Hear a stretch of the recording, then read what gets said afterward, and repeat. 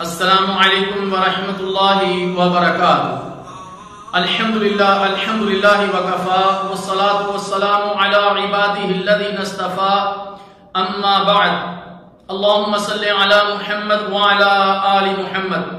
رمضان مبارک کے دروس کے سلسلہ میں آج جو چیز آپ کے سامنے بیان کی جا رہی ہے، ایسی چیزیں جو روزے کی حالت میں ناجائز ہیں، جن سے روزہ ٹوٹ جاتا ہے۔ میرے محترم دوستو، روزہ صرف کھانے پینے سے رکنے کا ہی نام نہیں، بلکہ وہ تمام اعضاء کے گناہوں سے رکنے کا نام ہے۔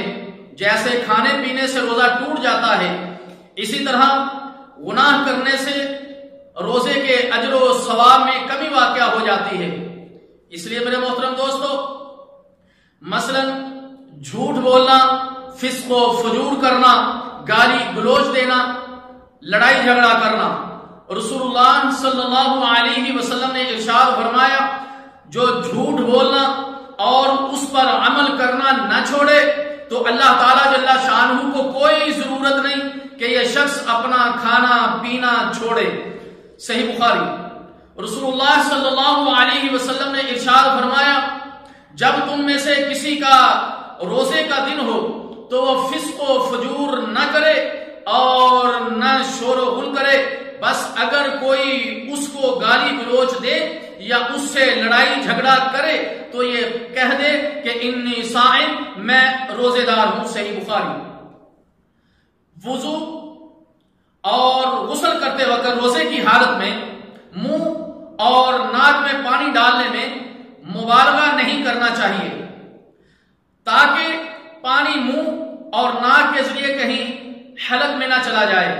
رسول اللہ صلی اللہ علیہ وسلم نے ارشاد فرمایا، وضو پورا کرو، انگلیوں کے درمیان خلال کرو اور ناک میں اچھی طرح پانی ڈالو، لیکن اگر تم روزے سے ہو تو پھر اس طرح نہ کرو۔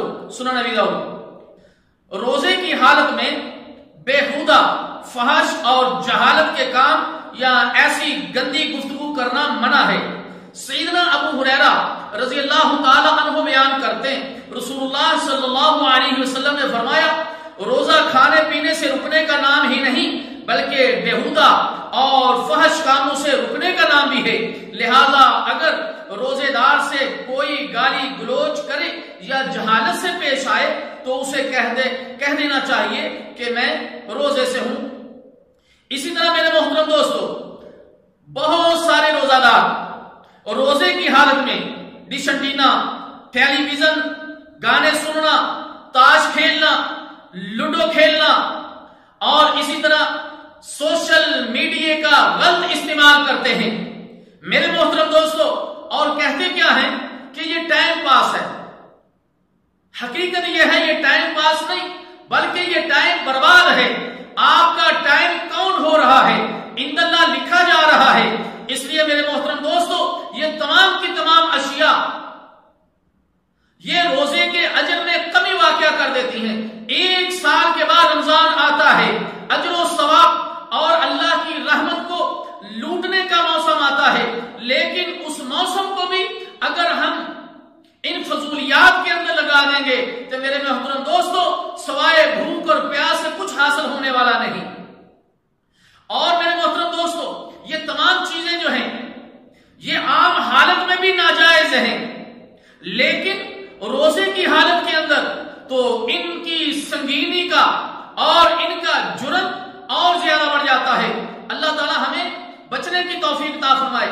اور اگر کوئی سوشل میڈیا کا استعمال کرتا ہے تو پھر جائز طریقے سے استعمال کرے، قرآن کی تلاوت کے اندر، دروس کے درسوں کے سننے کے اندر اور علمی کتابوں کے مطالعے کے اندر اپنے اس وقت کو لگا لے اور سوشل میڈیا کو لگا لے گا تو انشاءاللہ یہ وقت اس کا قیمتی بن جائے گا۔ اسی طرح میرے محترم دوستو، روزہ توڑنے والی چیزوں کی شروط، علم شرط ہے۔ اگر کوئی بے علمی میں کوئی کام کرے تو روزہ نہیں ٹوٹتا۔ یادداشت شرط ہے، اگر کوئی بھول گیا تو روزہ نہیں ٹوٹے گا۔ اپنے اختیار سے روزہ توڑے، اگر کوئی زبردستی اس کا روزہ توڑوا دیتا ہے تو روزہ نہیں ٹوٹے گا۔ روزہ توڑنے والی چیزیں، قصدن جان بوجھ کر کھانے پینے سے روزہ ٹوٹ جاتا ہے، اور صرف اسی روزے کی اس پر قضا واجب ہوگی رمضان کے بعد۔ غذائی ٹیکا لگوانا یعنی ایسا ٹیکا جس سے جسم میں نشاط پیدا ہوتی ہے، طاقت آتی ہے، ایسا ٹیکا لگانے سے روزہ ٹوٹ جاتا ہے۔ لیکن وہ ٹیکا جو ماس کے اندر لگتا ہے وہ غذائی ٹیکا نہیں، طاقت کا ٹیکا نہیں ہے، جو اس کی خوراک کی ضرورت کو پورا نہیں کر رہا، ایسے ٹیکے سے روزہ نہیں ٹوٹتا۔ جان بوجھ کر طے کرنے سے روزہ ٹوٹ جاتا ہے اور اسی روزے کی اس پر قضا واجب ہوگی رمضان کے بعد۔ حیض اور نفاس کا آ جانا روزے کو توڑ دیتا ہے اور جتنے روزے اس سبب کی وجہ سے اس کے رہ گئے ہیں وہ رمضان مبارک کے بعد ان کو پورا کرے گی۔ قصداً جمع کرنا، اگر روزے دار نے روزے کی حالت میں اپنی بیوی سے ہم بستری کی تو روزہ ٹوٹ گیا اور اس روزے کی قضا کے ساتھ اس پر کفارہ بھی ہے۔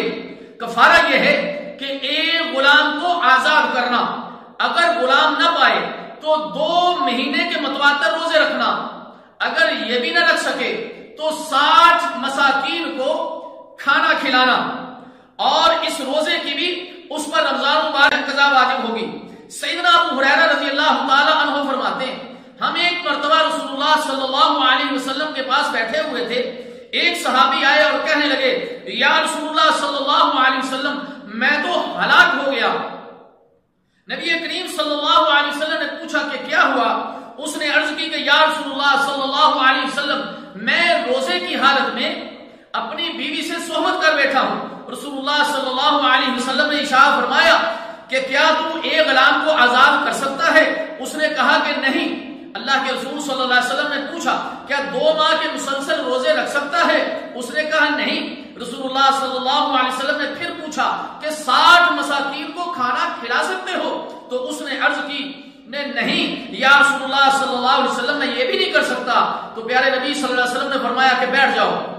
رسول اللہ صلی اللہ علیہ وسلم تھوڑی دیر رکے رہے، اسی حالت میں بیٹھے رہے کہ رسول اللہ صلی اللہ علیہ وسلم کی خدمت میں کھجوروں کا ایک ٹوکرا لایا گیا۔ تو رسول اللہ صلی اللہ علیہ وسلم نے پوچھا وہ مسئلہ پوچھنے والا کہاں ہے؟ اس کو بلاؤ، یہ کھجوریں لے جا اور صدقہ کر دے۔ اس نے عرض کی یا رسول اللہ صلی اللہ علیہ وسلم کیا صدقہ میں اپنے سے زیادہ کسی محتاج کو دے دوں؟ واللہ مدینے کی ساری آبادی میں مجھ سے زیادہ کوئی بڑا محتاج نہیں۔ تو رسول اللہ صلی اللہ علیہ وسلم ہنس دیے، یہاں تک کہ رسول اللہ صلی اللہ علیہ وسلم کی داڑھی مبارک جو ہے نظر آنے لگی۔ فرمایا اچھا جاؤ اپنے گھر والوں پر ہی اس کو خرچ کر دو۔ صحیح بخاری۔ اللہ تعالیٰ جل شانہ سے دعا ہے کہ اللہ تعالیٰ ہمیں ان بتلائے ہوئے مسائل کو سمجھنے کی اور عمل کرنے کی توفیق عطا فرمائے۔ والسلام علیکم ورحمۃ اللہ وبرکاتہ۔